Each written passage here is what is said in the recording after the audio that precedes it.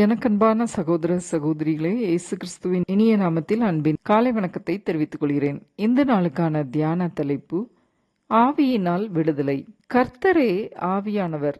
கர்த்தருடைய ஆவி எங்கேயோ அங்கே விடுதலையும் உண்டு.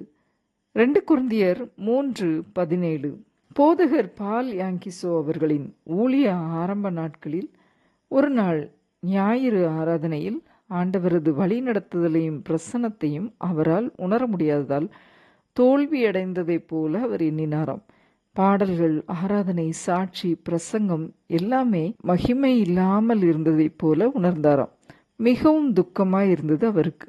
ஆராதனை முடிந்து சபையார் எல்லாரும் போய்விட்ட பின்பு போதகர் வீட்டிற்கு செல்ல மனமில்லாமல் ஆலயத்திலே உட்கார்ந்து விட்டாராம். அப்பொழுது ஒரு கூன் விழுந்த உடலையுட ஒரு மனிதன் போதகரிடம் ஜெபிக்கும்படி ஆலயத்திற்குள் வந்தானாம்.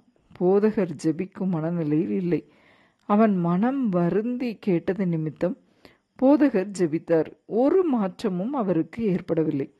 இது போதகருக்கு அதிக மன உளைச்சலை ஏற்படுத்தியது. நேரே ஆல்டருக்கு சென்றார். ஆண்டவரிடம் தன்னை தாழ்த்தி மனம் கசந்து கண்ணீரோடு ஜெபித்தார். அப்பொழுது பரிசுத்த ஆவியானவர் வல்லமையினால் அவரை நிரப்புவதை அவர் உணர்ந்து கொண்டார். மீண்டும் அந்த கூன் விழுந்த நபருக்காக ஜெபித்த போது நொடியில் அவர் நிமிர்ந்து நின்று பரிபூர்ண சுகத்தை பெற்றுக்கொண்டாராம். இதை அந்த ஆலயத்தில் பதுங்கியிருந்த 3 திருடர்கள் கவனித்துக் கொண்டிருந்தனர்.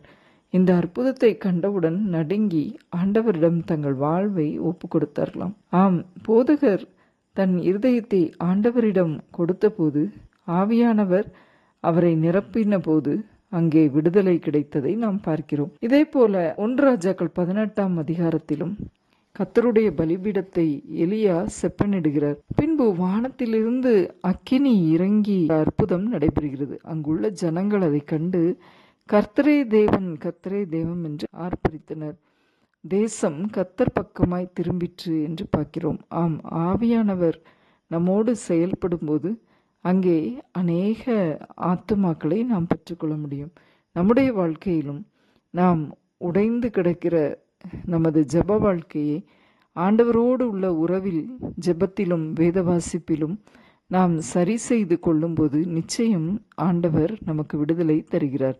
ஆவியானவர் நம்முள் வரும்பொழுது ஆண்டவர் நமக்கு விடுதலை கொடுத்து அநேகர் ஆண்டவர் பக்கமாய் திரும்புவதற்கு ஏதுவாய் நம்மை வழிநடத்த செய்வது நிச்சயம். ஜெபம். அன்பின் பிதாவே, இந்த அருமையான வேலைக்காக உமக்கு நன்றி செலுத்துகிறோம்.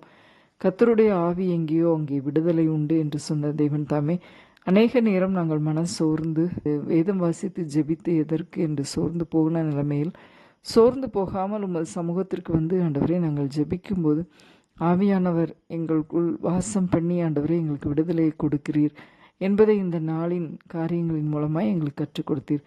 அப்படிப்பட்ட விடுதலை உணர்வை எங்கள் ஒவ்வொருவருக்கும் கொடுத்து எங்களை ஆசீர்வதித்தலும் மீட்பர் இயேசு கிறிஸ்துவின் மூலமாய் வேண்டிக் கொள்கிறோம் பரமபிதாவே. ஆமேன்.